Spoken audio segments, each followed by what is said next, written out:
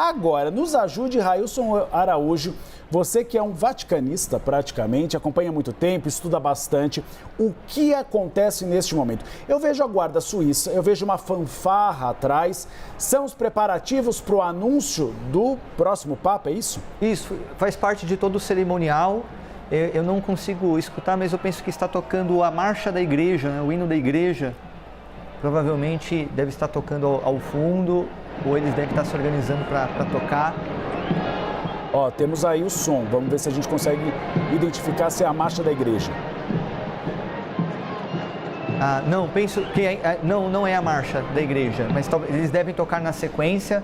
Tudo isso faz parte então desse momento litúrgico, um momento oracional, como venho falando desde que a gente começou aqui essa transmissão especial, aqui, essa cobertura especial do conclave, para além de uma eleição, para além de simplesmente depositar votos em um cardeal, que eu acredito, que eu confio, a Igreja Católica, através do seu colégio cardinalício, está rezando e intercedendo, pedindo ao Senhor, assim como o cardeal Batista Rê disse na missa de ontem, pela madrugada aqui do Brasil, confia, Senhor, a nós um pastor, um bom pastor. Nós, como igreja, estamos aqui pedindo um bom pastor. Em meio a tantas especulações, em meio ao cinema ajudando ainda mais, ou a própria igreja contribuindo com o cinema para impulsionar o filme Conclave, enfim, independente de qualquer coisa, a igreja dá um sinal de unidade. Porque somar 89 votos, pelo menos, em 4 votações, está aí o recado. Em meio a tantas especulações, o Espírito Santo nos surpreende, a igreja nos surpreende, a igreja se mostra, mais uma vez dá o seu recado, una, santa, católica e apostólica. E agora, com o seu Papa. É isso, a sé não está mais vacante. A gente só tem um cabo eleitoral nessa disputa, que é o Espírito Santo, então, que deve ter intercedido, então, para a escolha do novo Papa. É isso que diz, enfim, a Bíblia, é isso que diz a Igreja Católica. Railson, eu gostaria de aproveitar o seu amplo conhecimento a respeito do Vaticano para falar um pouco da Guarda Suíça. Por que uma Guarda Suíça? Por que essa tradição no Vaticano? Então, hoje a Guarda Suíça, ela é mais decorativa do que talvez efetiva, né, Diego? Trazer o Diego aqui para essa conversa. A guarda suíça é uma guarda bem cerimonial, na verdade, né? E é importante dizer agora, a guarda suíça tem o seu novo protegido, né? Porque até então a guarda suíça protegia o colégio de cardeais. Durante o período da sé vacante, essa era a responsabilidade da guarda suíça. E agora ela tem o seu protegido. A guarda suíça protege o Papa há mais de 500 anos. São mais ou menos 120 homens que fazem parte da Guarda Suíça. A Guarda Suíça foi criada porque naquela época os soldados suíços tinham a reputação de serem muito fortes e muito corajosos. Por isso, na época em que a Europa sofria ali com violência, guerras, conflitos, invasões, os suíços tinham essa fama, essa reputação de serem fortes e corajosos. Por isso foi criada a Guarda Suíça, muito antes do próprio Vaticano ser criada, né, Railson? Exatamente. Nós estamos aqui ao vivo, mas eu tenho que agradecer também uma cobertura que é feita em muitas mãos. Temos a Berla, que nos ajuda aqui na cobertura, o Leonardo, o Diego, que está por aqui, o Railson, o Pedro Duran, também as nossas âncoras, que ajudaram durante toda essa cobertura, Elizabeth, Carol Nogueira e o Renan Fiuza na madrugada. É um trabalho em várias mãos e vocês veem o resultado aqui. História sendo feita na tela da sua televisão. História sendo feita com uma exclusividade da CNN Brasil e eu não canso de repetir. Só nós da CNN temos essa imagem tão próxima da varanda da Basílica de São Pedro, da varanda de onde sairá em instantes, aqui ao vivo e a cores, o diácono que anunciará o novo cardeal escolhido, o nome dele de batismo, o nome escolhido para o seu pontificado e aí sim o cardeal escolhido, o novo Papa, Habemus Papam. E aí, Pedro Duran, a gente falava de várias especulações a respeito desse novo cardeal. Falamos a respeito, por exemplo, da velocidade. Foi mais ou menos na mesma velocidade da escolha do Bento XVI e a gente já falou sobre esse assunto, mas eu queria que vocês me usassem um pouco mais. Bento XVI que já entrou como favorito na disputa e acabou se consolidando. Jorge Bergoglio, o Papa Francisco, era citado, mas não era um dos mais favoritos, porque ele tinha sido um dos favoritos naquele conclave anterior do Bento XVI. E aí acabou saindo como Papa. Isso pode indicar que tenhamos um nome conhecido nas apostas feitas nos últimos dias? Com certeza, Uribe, a tua análise é precisa. Vale lembrar que nós temos, pela primeira vez na história, um conclave tão grande. E nós temos, pela primeira vez na história, um conclave tão internacional. Nós nunca tínhamos tido um conclave com 40 cardeais da África e da Ásia, como a gente tem nesse conclave. Então, não será uma surpresa se a gente tiver um Papa africano ou um Papa asiático, baseando-se nessa novidade dos conclaves que acontece nesse ano de 2025 com a sucessão do Papa Francisco.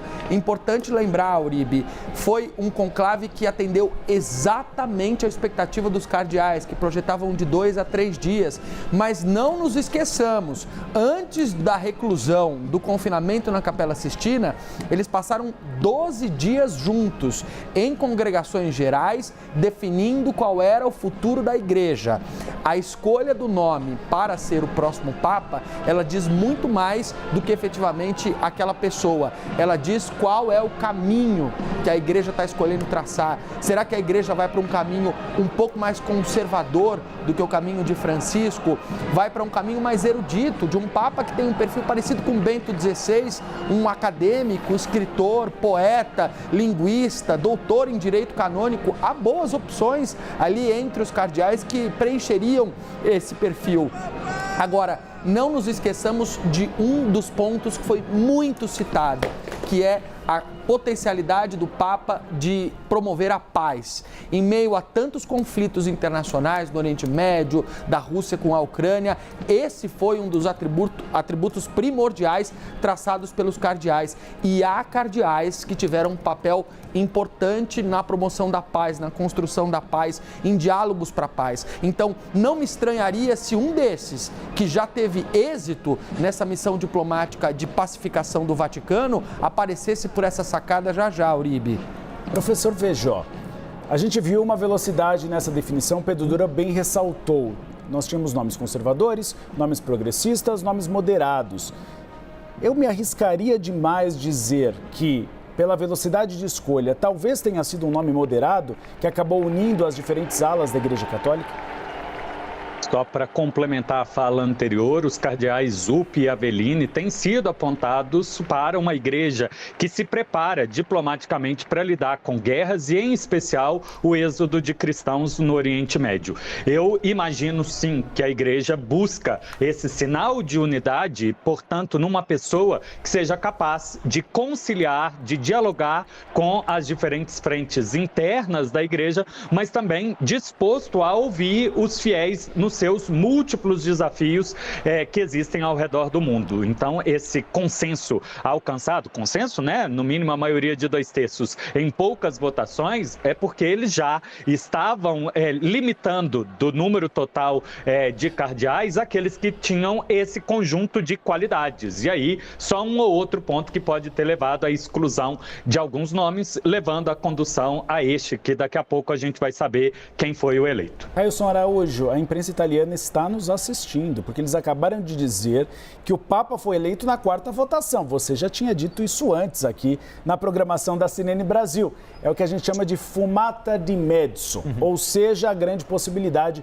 de, assim como João Paulo II, assim também como Bento XVI, o escolhido sai ainda à luz do dia, diferentemente do Papa Francisco, que acabou saindo com o entardecer no Vaticano. E olha, Uribe, aqui a gente já começa a ver na imagem da esquerda os cardeais já ali na frente, e dentre eles, pelo que eu vi, parece que era o Raniero Cantalamessa. E eu acho que ele também teve influência aí nessa escolha rápida com a pregação dele de ontem. Olha, então aí temos uma indicação. Railson, vamos além. Se ele está ali na frente e teve uma interferência, a gente sabe mais ou menos qual é o favorito dele? Ah, não, aí já é muito difícil. Aí você complicou demais a pergunta. Diego Pavão, quem seria o favorito? O favorito desse cardeal? Cardeal. Olha, eu também não sei, não arrisco a dizer não. Ele é franciscano capuchinho, tem franciscano que poderia ser eleito. Professor Dentre Feijó, eles um brasileiro, Jaime Spengler. Professor Feijó, poderia ser um franciscano então? Poderia vir sim dentre os caputinos, ainda mais por essa responsabilidade múltipla de ter construído uma carreira inicialmente dentro de uma ordem religiosa e depois se incorporado no serviço diplomático e dialogando com outros assuntos da igreja.